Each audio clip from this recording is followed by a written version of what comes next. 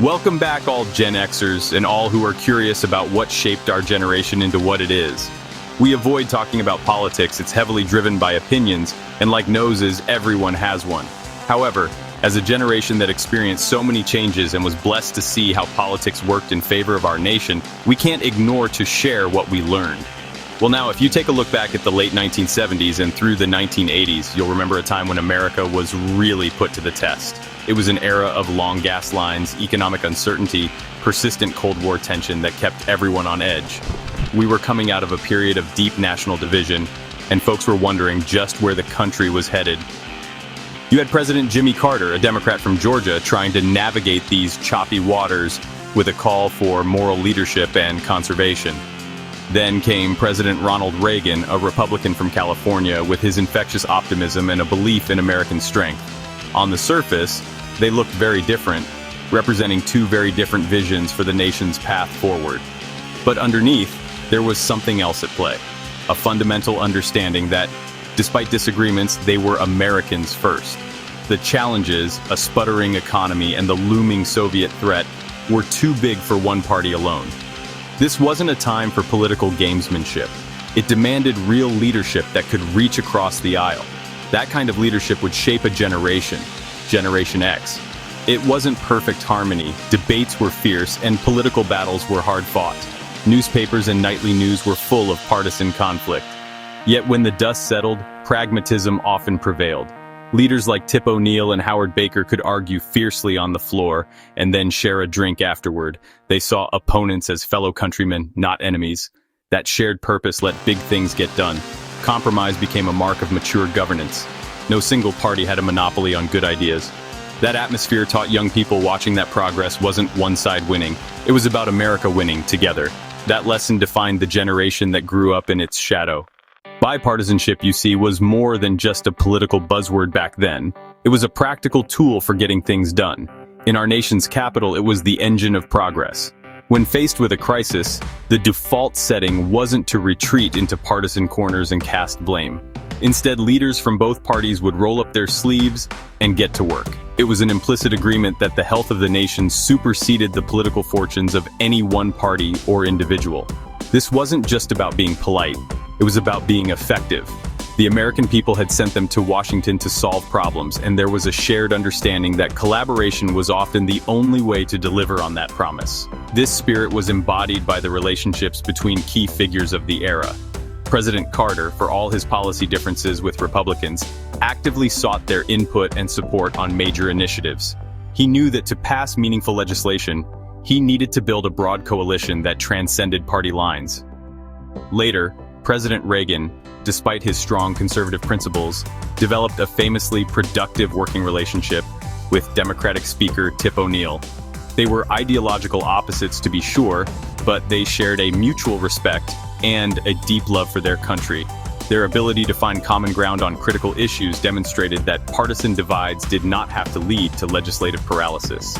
This collaborative ethic wasn't limited to the White House and the Speaker's office. It permeated the halls of Congress. Senators and representatives from different parties would co-sponsor bills, work together in committees, and forge alliances to tackle the nation's most pressing challenges. They understood that the complex problems of the day, whether it was energy independence, economic reform, or civil rights, required diverse perspectives and a willingness to compromise. This process of give and take, of listening to the other side and finding a middle path, was what allowed for the passage of landmark legislation that moved the country forward. It was a testament to the idea that our system of government works best when it operates on a foundation of mutual respect. That handshake across the aisle, both literal and metaphorical, became a powerful symbol of American democracy in action. It showed the world, and just as importantly, it showed our own citizens, that our political system was resilient enough to handle deep disagreements without breaking down. It reinforced the notion that we are all in this together, bound by a common destiny. For the young Gen Xers observing this dynamic, it offered a powerful lesson in civic responsibility. It taught them that progress is a team sport, and that the most enduring victories are the ones that are shared. This foundational belief in the power of collaboration would become a cornerstone of their worldview. Let's talk about the energy crisis of the 1970s. I remember it like it was yesterday. Endless lines at the gas pump, no gas signs at stations. That sense of vulnerability from dependence on foreign oil, a national security issue and an economic crisis rolled into one. Carter called it the moral equivalent of war. He knew he couldn't fight it alone. He proposed the National Energy Act of 1978, a complex, sweeping package aimed at reducing reliance on imported oil, promoting conservation, encouraging development of alternative energy sources. It touched every corner of the American economy. It needed broad support. The proposals were controversial. Different regions and industries felt the impact. Democrats and Republicans disagreed on government's role. Some wanted price controls and regulation. Others pushed deregulation and free market solutions. Debate was intense. Negotiations were tough. Months of painstaking work in congressional committees, members from both parties hashing out differences line by line. Messy, complicated, but democracy in action. What emerged was bipartisan compromise. 5 separate statutes formed the final package. Not exactly Carter's plan, nor the Republicans alone. A synthesis of competing ideas, energy conservation, tax credits for renewable energy, phased deregulation of natural gas prices. A key Republican concession. Both sides gave a little to get a lot. By the late 1970s and early 1980s, the American economy was in a tough spot. We were dealing with a phenomenon called stagflation.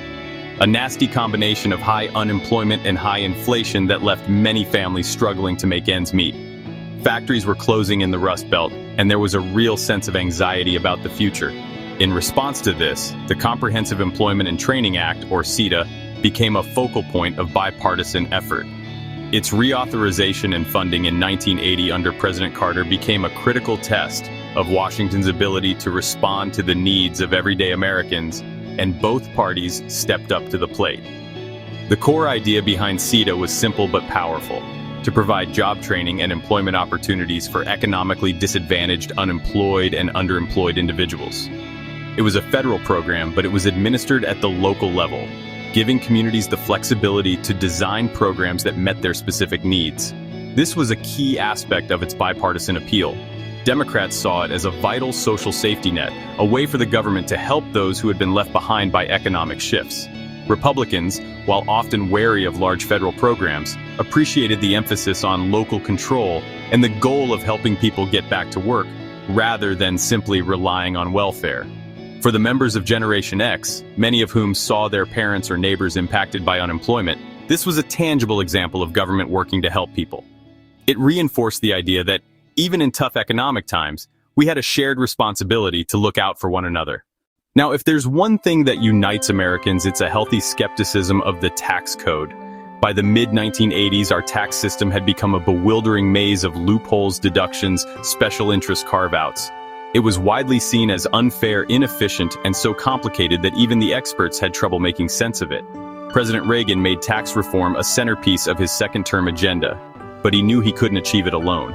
He needed a true bipartisan coalition to take on the powerful special interests that benefited from the status quo.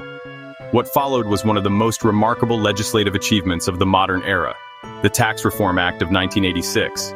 The effort was spearheaded by an unlikely pair of allies: Republican President Reagan and Democratic Congressman Dan Rostenkowski, the powerful chairman of the House Ways and Means Committee. They came from different worlds and had different political philosophies, but they shared a common goal: to make the tax code simpler, fairer, more conducive to economic growth. The journey for civil rights in America has always been a long and arduous one, marked by both progress and setbacks. In 1984, a Supreme Court decision in Grove City College versus Bell dealt a significant blow to enforcement of civil rights laws. The court narrowed Title IX to only apply to the specific program that received federal funds, not to the entire institution. This threatened decades of progress, gender equality, race, age, disability. It created a loophole that many feared would be widely exploited. The response from Congress was swift and, importantly, overwhelmingly bipartisan. Leaders from both parties recognized the ruling went against the law's original intent, and that legislative action was needed to correct it. It was seen as an American issue, a matter of fundamental fairness and justice. The effort to pass what would become the Civil Rights Restoration Act was led by a broad coalition of lawmakers who believed the nation's commitment to equality had to be clear and unequivocal. The legislative battle was not without its challenges. President Reagan, concerned about federal overreach, initially vetoed the bill. In a powerful display of legislative independence and cross-party unity, both the House and the Senate voted to override the president's veto. It was a rare and significant moment, showing that on matters of core national values, Congress could speak with one unified voice. For the millions of Americans who came of age during these years, the so-called Generation X, this political environment, was more than just a backdrop. It was a formative influence that shaped their entire worldview. They grew up watching leaders argue, debate, and then, more often than not, come together to solve problems. They saw firsthand that disagreement did not have to lead to dysfunction. This experience instilled in them a set of values that they carry with them to this day. A deep appreciation for pragmatism, a healthy skepticism of ideological extremes, a fundamental belief in the power of collaboration. This foundational belief in the power of collaboration would become a cornerstone of their worldview. As expected, not all in Gen X politics was friendly and peaceful. We did see political violence with the assassination attempt on President Reagan in March 1981, but we also saw how this was condemned by supporters and detractors of the president. Violence against fellow Americans in politics is not unheard of, but it hasn't resolved anything, and it did not bring any solutions in our generation or any in the United States. If Gen X can contribute in any way, as an experienced generation, is to share our perspective of collaboration and respect for each side of the political spectrum. We are living in unprecedented times. Let's share what we have learned and that we can find common ground, and as Americans, and do what's best for our country. We deeply regret the level of political intolerance we are living and feel deep sympathy for the family of the political figure of Charlie Kirk. However, we are confident that as a nation, we will not fall deeper into this pit of violence. Keep being awesome, stay healthy, and God bless. Let's unite for the USA, and may God bless our nation.